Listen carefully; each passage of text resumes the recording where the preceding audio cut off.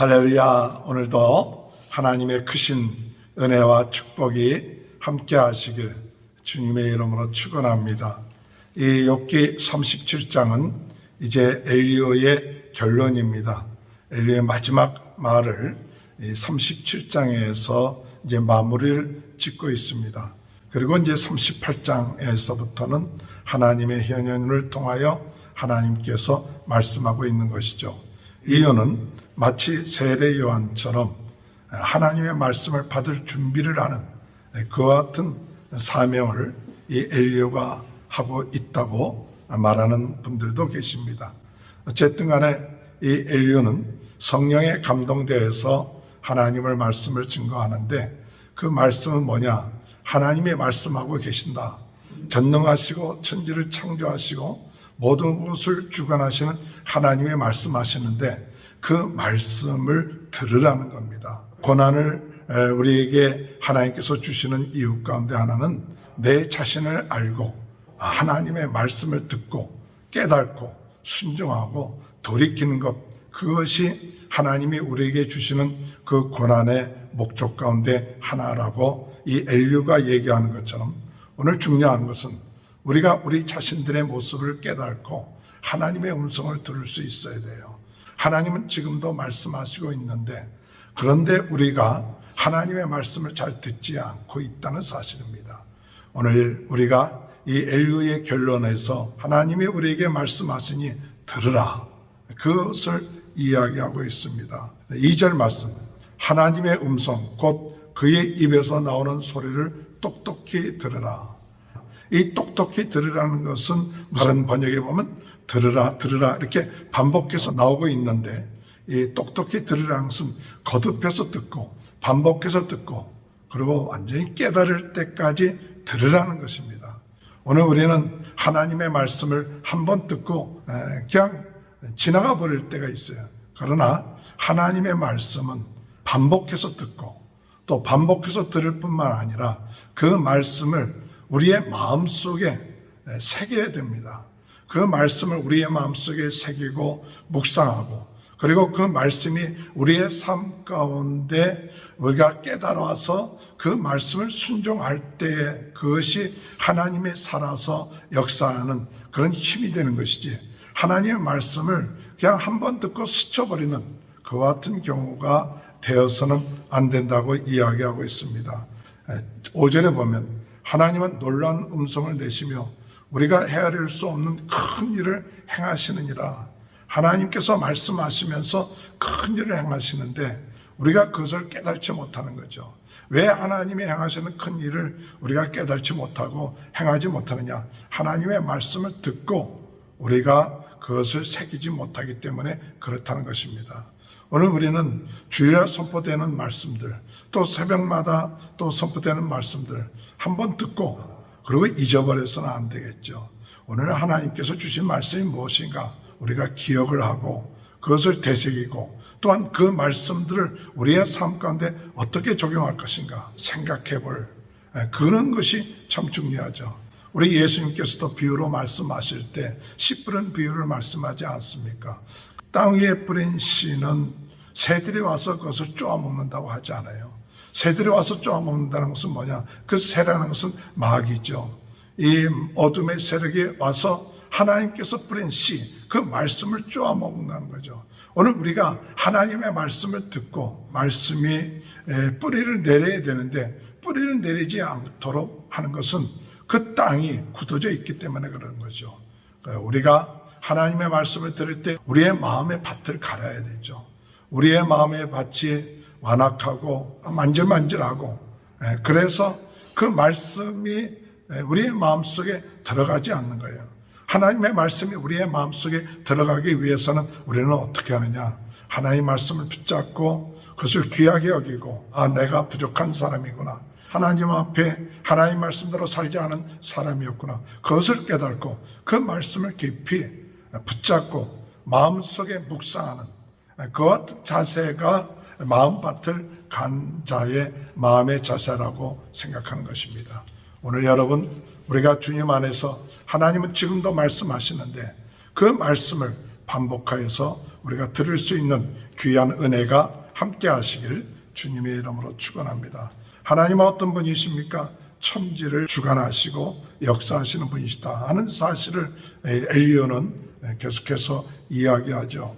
8절 9절 폭풍우도 내시고 또 동물들은 땅속에 들어가 겨울 되면 동면하기도 하고 10절에 보면 얼음을 얼게 하기도 하고 번개를 내시기도 하고 이런 모든 것 행하시면서는 이런 고난을 통해서 때로는 징계도 되고 때로는 긍휼도 된다는 사실이에요. 13절에 볼 것 같으면 혹은 징계를 위하여 혹은 땅을 위하여 혹은 긍휼을 위하여 그가 이런 일을 생기게 하시니라.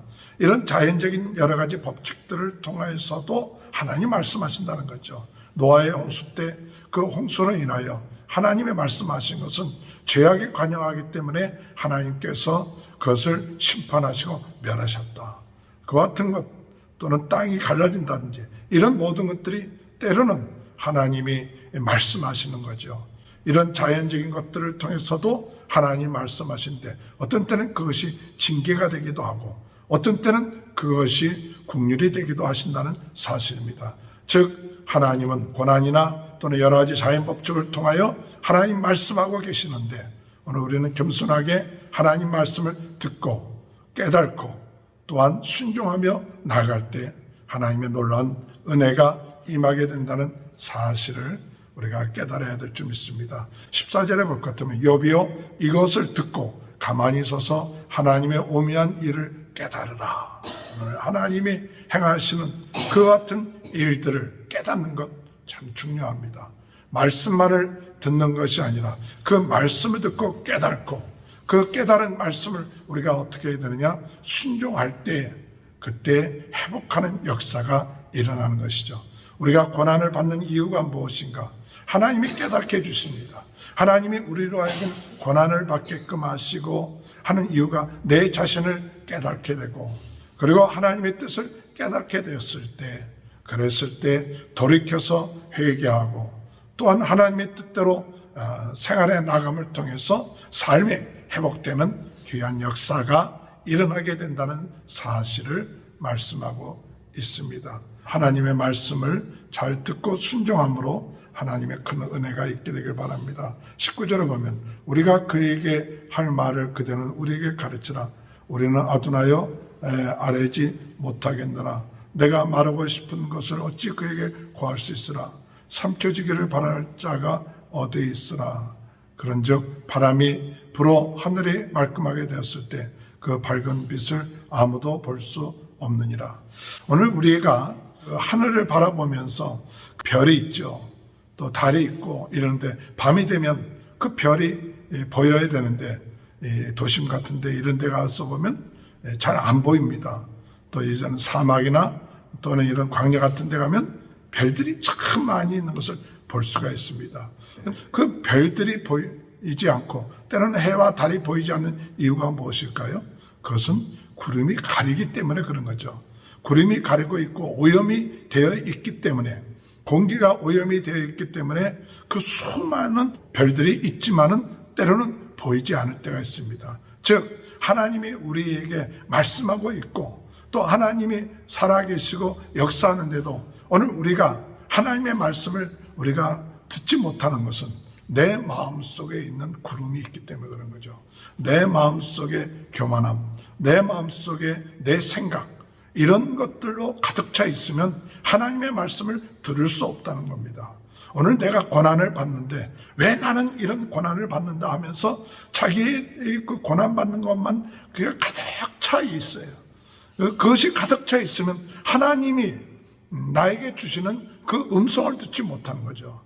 왜 나는 이런 어려움이 있고 고난을 받습니까? 내가 왜 이런 문제가 있습니까? 그 생각으로 가득 차 있어요. 그래서 원망과 불평으로 내 마음속에 그것이 가득 차 있다면 우리가 하나님이 나에게 주시는 음성을 듣지 못합니다. 하나님의 음성을 들으려면 우리가 어떻게 하느냐? 내 마음을 비워야 되죠.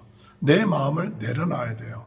우리의 마음을 내려놔야만이 하나님이 주시는 음성을 들을 수 있어요. 그렇기 때문에 우리가 고난을 당할 때 우리는 하나님 앞에서 우리의 마음속에 때로는 원망하고 불평할 수 있는 마음도 있지만 모든 것을 내려놓고 하나님, 내 마음을 비웁니다.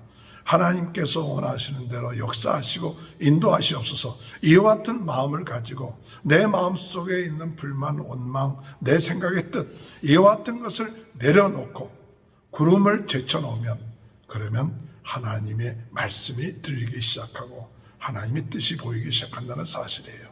오늘 여러분, 우리의 삶 가운데 하나님 지금도 우리에게 말씀하는데 우리의 생각으로 가득 차 있음으로 인하여 하나님의 뜻을 깨닫지 못하고 있지는 않습니까?